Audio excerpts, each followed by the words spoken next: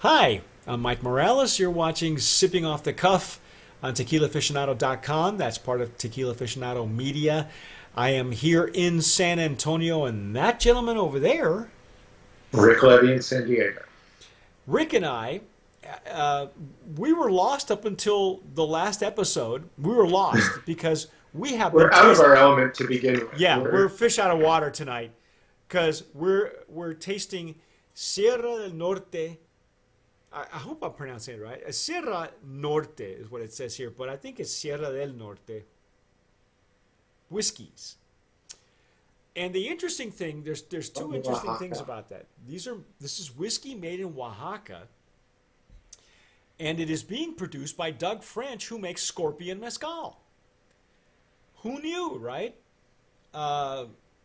There are a lot of small mezcal producers who are also in order to continue working as they wait for espadín or any other agave to grow and to be harvested.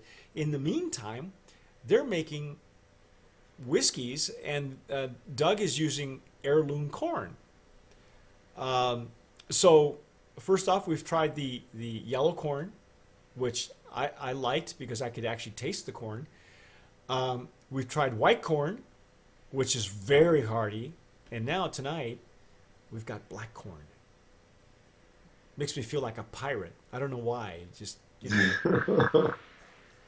like the black pearl. We'll just call it the black corn. I don't know.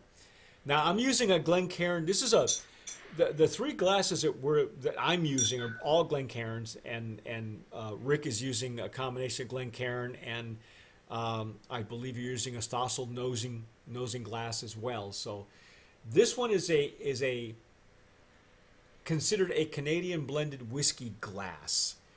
I tend to use it for some mezcals because I really enjoy the large opening at the top.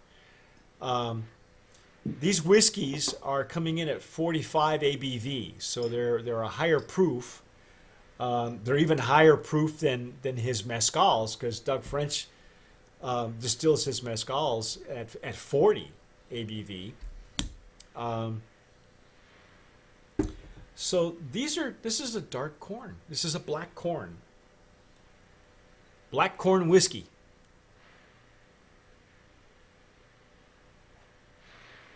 Some notes on the color. So the color of the black corn whiskey was very similar to the color we saw on the white corn. Right. Whereas the yellow corn was a lot lighter. And I think that goes along with what we're finding from the barrel notes as well. The yellow corn was a lot more, fruit forward, with, balanced with the barrel notes. Whereas with the white corn, we were getting a lot of barrel. We weren't, the corn wasn't shining through like it did on the yellow corn. And so what's your take on the black? Well, right now I'm surprised that I'm not getting much of a nose like I thought I would, like we had gotten with the white corn. And I'm not sure why. I'm pouring a little bit more into my glass here just to be safe.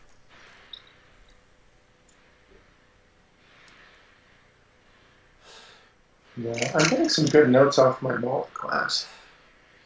Yeah, so your malt glass and my Canadian blended whiskey glass have a much larger mouth surface on the top. So this one kind of bells open like that.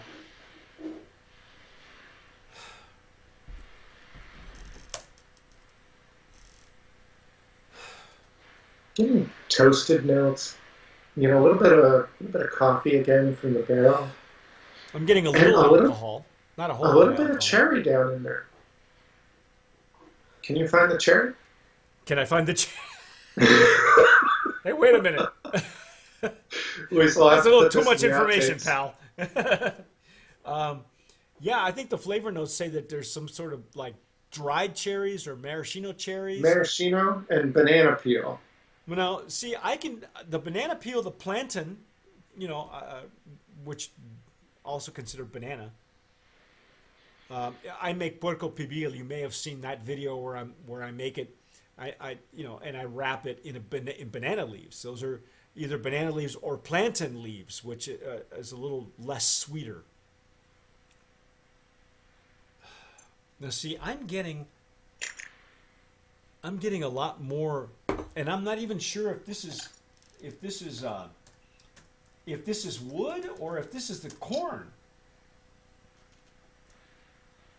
because it's just, we're not really sure what to find in black corn.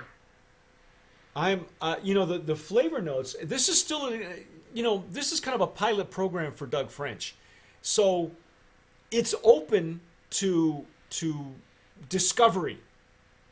Right now the flavor notes that we get that we are getting with the POS material is maraschino cherry, banana peel, deep ripe plantain. Now, unless you've had plantain, which in Spanish is plátano, plátanos are different than maduros. Maduros are the plátanos that have gone mature, so they're a lot sweeter, and you either have them baked, steam cooked, or pan fried. Okay, and pan frying anything makes the bananas sweeter.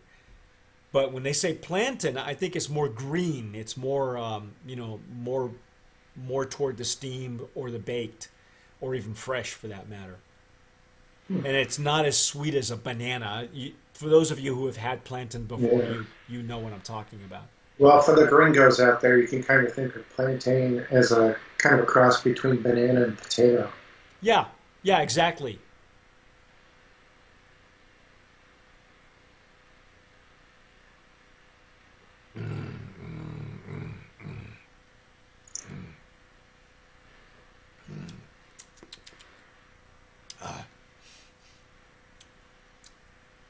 Okay, I'll call it plantain.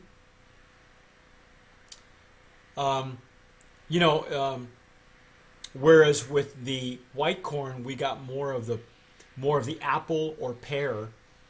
This is more of a. I'll go there. I'll go plantain. I'm sure that there are other legumes and vegetables and fruit that we could probably compare this with, but I'm not. I'm at a loss right now. Again, I have no real bar for this kind of whiskey. I will say it's very hearty. I think it's as hearty as the white corn. What do you think? Certainly, yeah. I think this one is probably featuring the French oak, maybe even a bit more, or maybe I'm just going in that route because there's notes from the black corn coming in that I can't quite identify. But I'm getting like what I would associate with French oak, and I'm still picking up that touch of cherry in the bottom. Well, I will go with dried fruit. I will say maybe dried raisins, dates,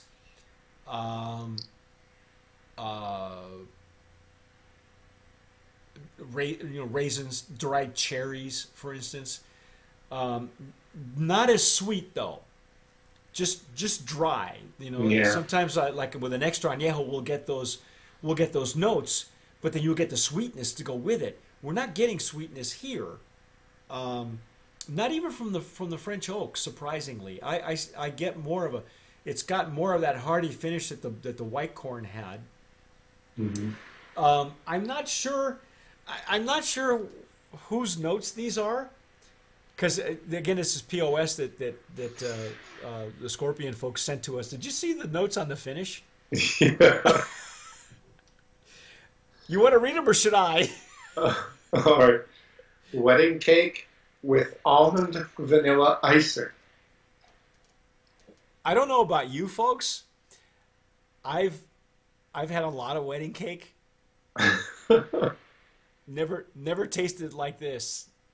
So if the cake at weddings tasted like this, I would probably go back for more service.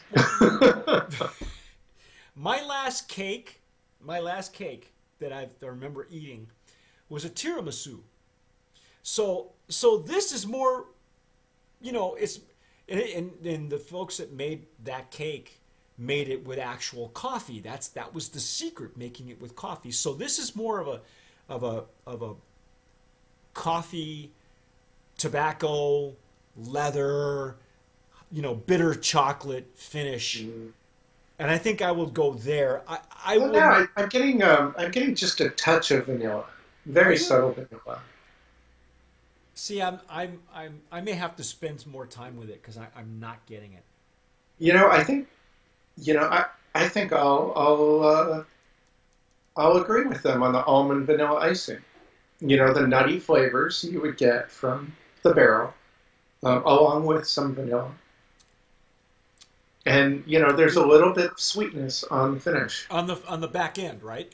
Yeah. Okay. All right. Now that I've had my second swig of this, I miss not smelling the corn, though. I will say, and it's probably virtually impossible to get that corn aroma and flavor, in the other corns.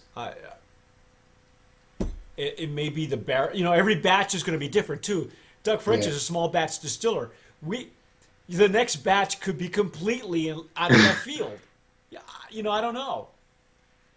I'm sure that that he tries to be as consistent as possible, but you're dealing with a natural resource.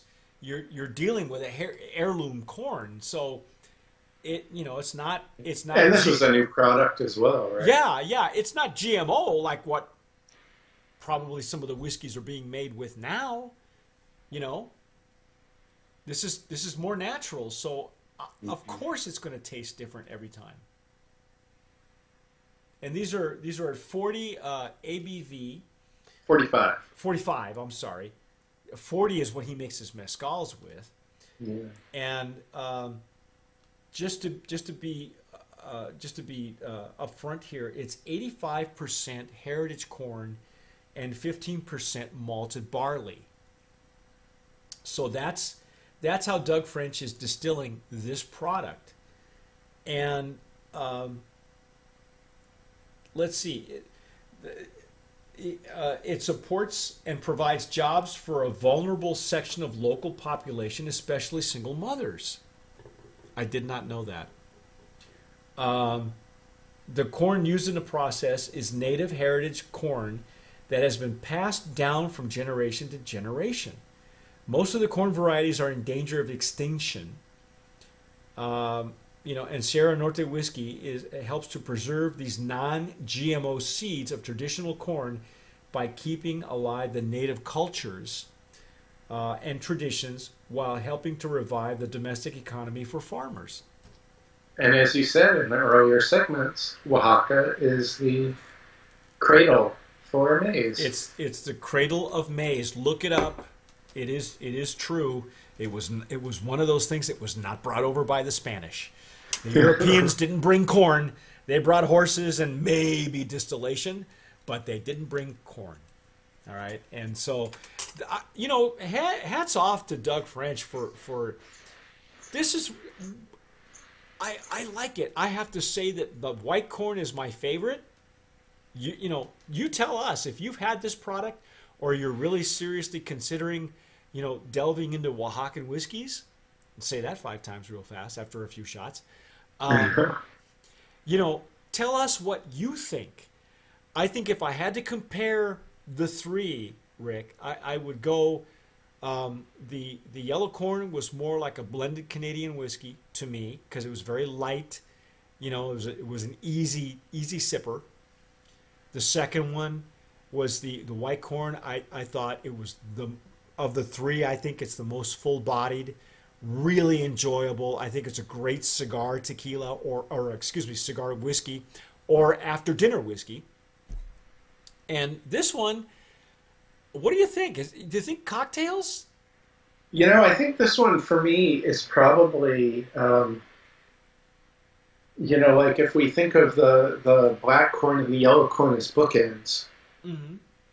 the yellow corn on the light and fruity side, and then the solid white corn in the middle, and then the black corn on the other side. I think this probably goes, like a little more dusky and dark for me. Okay. Yeah. Um, I still find it very interesting, and I'm anxious to share these with my whiskey friends. Yeah. Please do, Rick, and let us know what they think. You know, and before you even tell them anything, just serve it to them and see what they say. You know, why not, right? Because um, again, there's a lot of differences and similarities that comparisons and comparisons and contractions. No,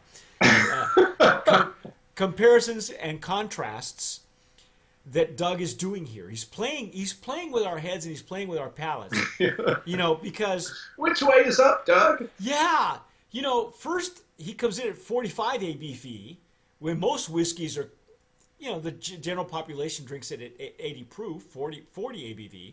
Secondly, he's using French oak, which I'm assuming is used French oak barrels, versus the virgin white American oak barrel, all right, that we're used to getting. And then he's using heirloom corn, which is different than the mass-produced GMO corn that we're probably making whiskey out of now. So there's a lot to be said about these brands, and he's a small batch distiller. So again, from batch to batch, it could. There's a lot of variables at play here. Yeah, yeah. There's a lot at play. And you folks who are watching, and maybe if you've not had it or you want to experiment, put it in a cocktail, serve it over ice. Tell us what you think. The one thing that strikes me, Rick, is that when you're talking about bookends, the yellow corn and the black corn, to me, weren't as dry. They didn't have that dry finish like the middle, like the white corn had. I think the white corn was, to me, the hardiest of the three, but that's just me. And I really enjoyed that it was a bit drier, because French oak tends to be either it tends to go from sweet to chocolatey to bitter chocolate to coffee to depends on the char and the barrel. But I gotta say, for me, that middle one is my favorite.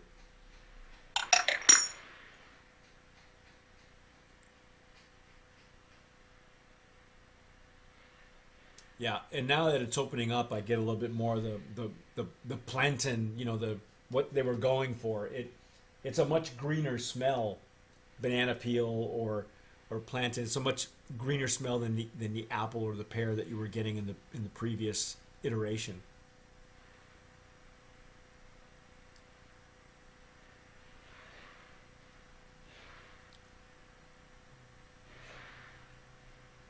What do you think? Worthy? I think I'm really opening up to their description of the finish, the wedding cake with the almond vanilla icing. Really? As strange as we thought that was, I think between the different glasses that I'm trying it in, I think I can actually pull that out. Well, the finish is a little bit sweeter. Again, if you're used to whiskeys and bourbons, you're not getting that dry, that dryness at the end, which is again, Doug is playing with our palates. He's playing with our heads here, man. So if you're an oak head, if you're a whiskey head, or a bourbon file, I don't know. Try these and tell us what you think. If you're watching us on YouTube, just write your comments at the bottom. We'd love to hear what you have to say, because I'm telling you, this stuff, I gotta go on record. This white one here, that's my favorite. That's my favorite. But I think they're worthy brands of promise for what, number one, for what they're doing, and number two, that it's just it's an unusual heritage legacy thing that they have probably been going on for hundreds of years, and we just never knew about it. Yeah, and it's great what he's doing. We know he's really big into his seeds and his species of agave, and it's great to see him helping to maintain these species of corn Yeah. and helping his community as well. What else? What else can you say? The guy is a pretty decent humanitarian, if you ask me. Again, that's our take on Sierra Norte. I guess I've been mispronouncing it all this time, but I think it's Sierra del Norte. But that's the Oaxacan whiskeys from the makers of Scorpion Mezcal, and that's our take. That's a first for us, for you and me, Rick. That's a first for Tequila Aficionado. No one's ever brought to us a whiskey made in Mexico, especially in Oaxaca, for God's sake. So this is kind of it's really a special treat, and we appreciate the folks. Exciting stuff. Yes, really worthy of experimenting. So if you're into opening up your palate and seeing what else is out there, especially when we talk about tequilas that are aged in whiskey barrels, and we get the sweetness and the dryness and all that stuff, and you're not sure yet, try these, because it might be your very favorite. I think I have found, these will have a very worthy space in your whiskey cabinet, really, and and if not, tell us, tell us on the comments below. But that's our take here on Sipping Off the Cuff. You've been watching us Sipping Off the Cuff on TequilaAficionado.com. I'm Mike Morales here in San Antonio. We're closing in San Diego. And again, as we like to say, thank you to the folks at Sierra Norte Whiskies. But as we like to say here,